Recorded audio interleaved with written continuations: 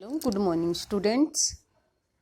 बच्चों, कल हमने हमारी संस्कृत का 13वां पाठ हिमालय उसके शब्दार्थ किए थे। आज हम इनके सरलार्थ करने जा रहे हैं। तो बच्चों, ये जो पाठ है ये हमारी संस्कृत का लास्ट पाठ है, ठीक है। तो मैंने लगभग सभी लेसन करवा दिए हैं। बाई चांस कोई भी लेसन रहता है तो वो आप मेरे को बता देंगे। तो देखिए, इसके सरलार्थ पैटर्न वही रहेगा, पहले प्रसंग, फिर सरलार्थ और फिर भावार्थ। तो देखें, अस्य उत्तरस्यां दिशिं देवात्मा हिमालयो नाम नगाधिराज पूर्वो प्रत्ययो निधि वगा है स्थित पृथ्वीयाम इव मानदंड। तो इसमें जो हमारा हिमालय पर्वत है उसके बारे में बताया गया है कि जो हिमालय पर्वत है वो दिखने में कैसे लग रहा है। ऐसे उत्तरस्याम दिशिम देवात्मा हिमालयो नाम नगाधिराज। अस्ति उत्तरस्याम मतलब उत्तर दिशा में, उत्तर दिशा में देवताओं की आत्मा के रूप में, देवात्मा मतलब देवताओं की आत्मा के रूप में नगाधिराज, नगाधिराज पर्वतों का राजा स्थित है। यानी कि भारत की उत्तर दिशा में देवताओं की आत्मा कहे जाने वाले हिमालय नामक पर्वतों का राजा स्थित है। पूर्व प्रत्ययो निधि वगा है स्थित पृथ्विया एव मानदंड। पूर्व प्रय का मतलब होता है पूर्व और पश्चिम दिशा में, दोनों में। तयोनिधि का मतलब समुद्रों को। वगा है प्रविष्ट होकर या धंसकर। मानदंड का मतलब पैमाना।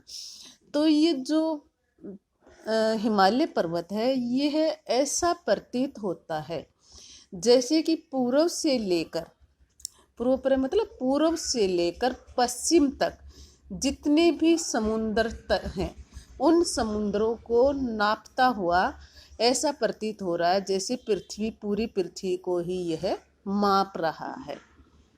तो फिर से देखें कि उत्तर दिशा में देवताओं की आत्मा स्वरूप हिमालय नामक एक पर्वतों का राजा है। यह पूर्व से पश्चिम दिशा में स्थित दोनों समुद्रों में प्रविष्ट होकर या धंसकर पृथ्वी के पैमाने के उपकरण के समान स्थित है।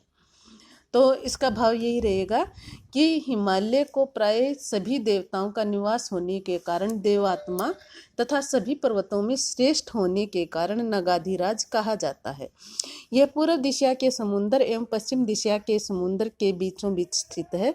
अतः कवि ने इसे पृथ्वी के मापक या पैमाने के रूप में वर्णित किया है। आगे देखें, अनंत रतन प्रभवस्य यस्य हिम सौभाग्य विलोपी जातम एको ही दोषो गुण सन्निपाते निम तिंदो किरणे शिवांक।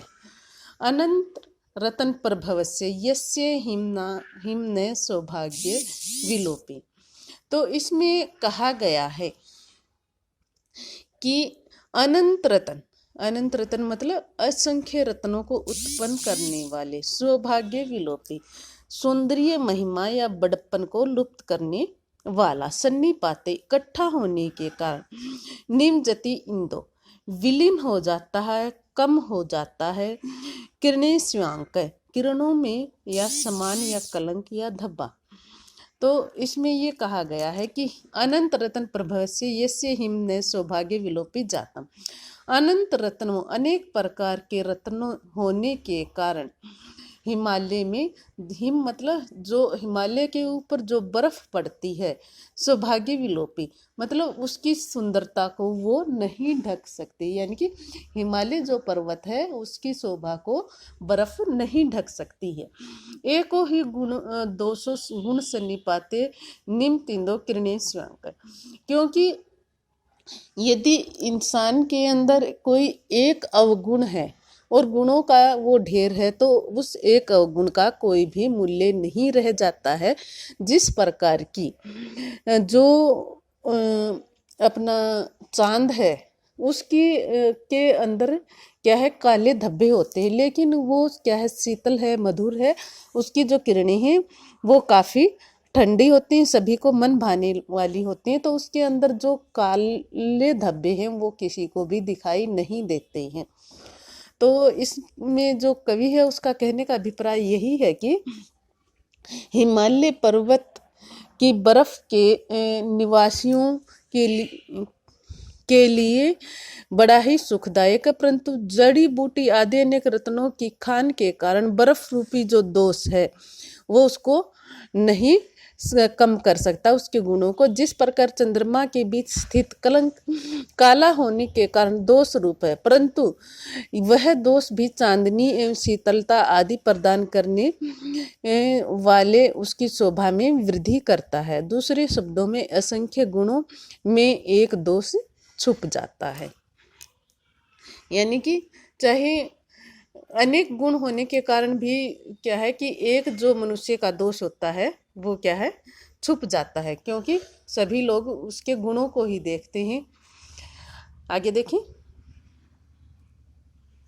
आमेखलम संचरता घनानाम छाया मध्य सानुगता निषेव्य उद्वेदजिता वृष्टिभिर आश्रयन्ते श्रृंगाणि यस्य तपवन्ति सिद्धा। आमेखलम मध्य भाग तक, संचारतम, संचारतम का मतलब विचरण करते हैं, घनाना मतलब बहुत ही गहरे, सानुगतम, सानुगतम का मतलब होता है चोटियों पर गई हुई, निश्चय से सेवन करके या सुख पाकर, उद्वेजिता, उद्वेजिता का मतलब घबराए हुए, परेशान हुए, वृष्टि भी आश्रयन्ते, वृष्टि भी आश्रयन्ते मतलब बारिश के द्वारा, यानी जब बारिश होती है तो उसका आश्रय लेते हैं। श्रृंगाणी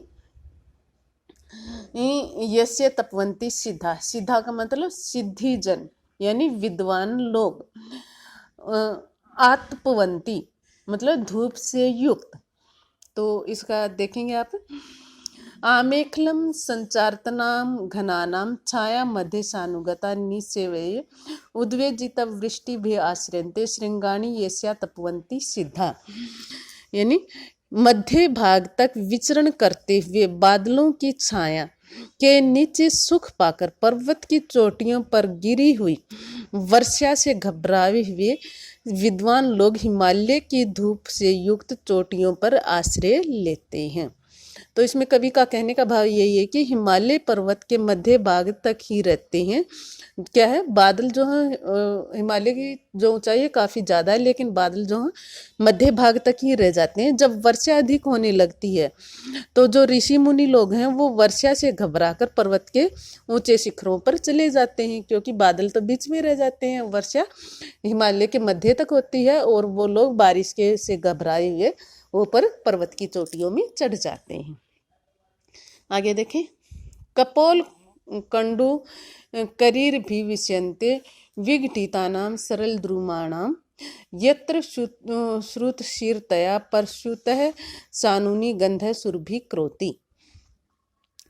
कपोल कुंड कनपटी पर खुजली किरीभी हाथियों के द्वारा, कपोल कुंड किरीभी विघटितानां सरल द्रुमाणां, विघटितानां मतलब टूट जाने के कारण, विघटित हो जाने के कारण, सरल द्रुमाणाम का मतलब देवदारू के वृक्ष, सरल द्रुमाणाम देवदारू के वृक्ष, यत्र श्रुत शीरतया परशुत सानुनी गंध है सुरभि क्रोति।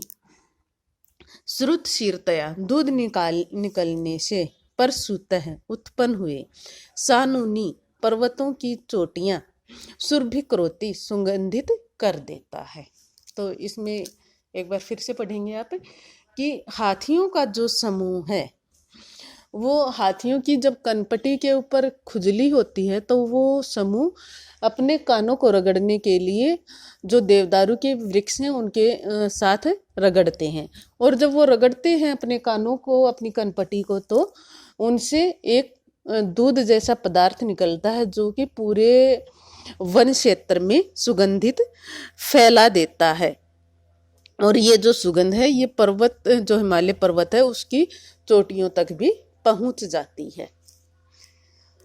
तो फिर से देखें, मतलब इसका भावार्थ करें तो इसमें जो कवि है उसका कहने का भाव यही है कि हिमालय पर्वत पर रहने वाले हाथी अपनी कानों की खुजली को मिटाने के लिए जो देवदारू के पेड़ हैं उनको उनके ऊपर अपनी कनपटी को रगड़ते हैं और उन वृक्षों से एक दूध निकलता है और दूध से बहुत ही अच्छी सुगंध और सुगंधित और तरल पदार्थ निकलता है जो कि हिमालय पर्वत की चोटियों को सुगंधित कर देता है।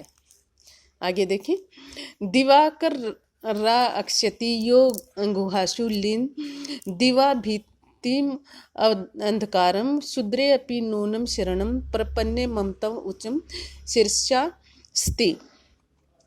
तो ये देखें, दिवाकर रात रक्षित है।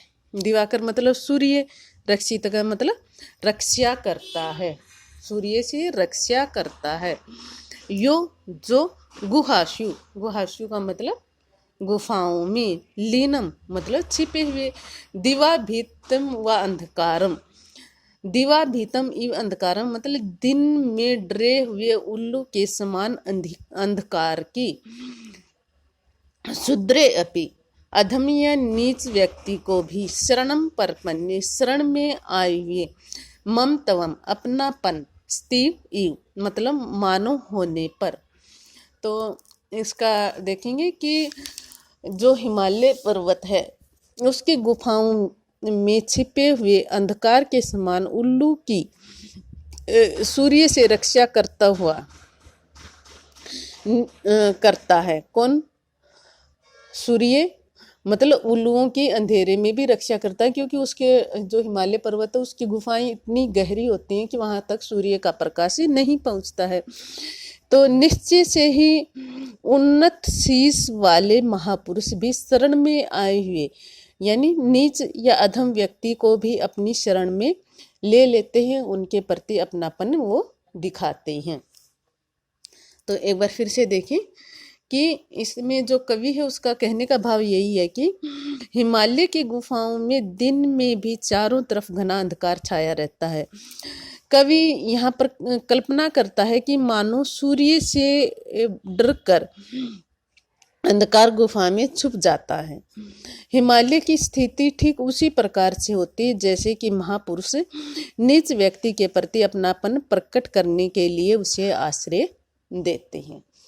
तो बच्चों ये जो वीडियो है ये आप 2-3 बार पढ़ेंगे अच्छे से, तो ही आपको ये जो चैप्टर है अच्छे से समझ में आएगा। इसलिए इसको बार बार पढ़ते जाएं और ये प्रसंग, शरणार्थ, भावार्थ 5 श्लोकों के राइट करेंगे और लर्न भी करेंगे। Okay, thank you, have a nice day.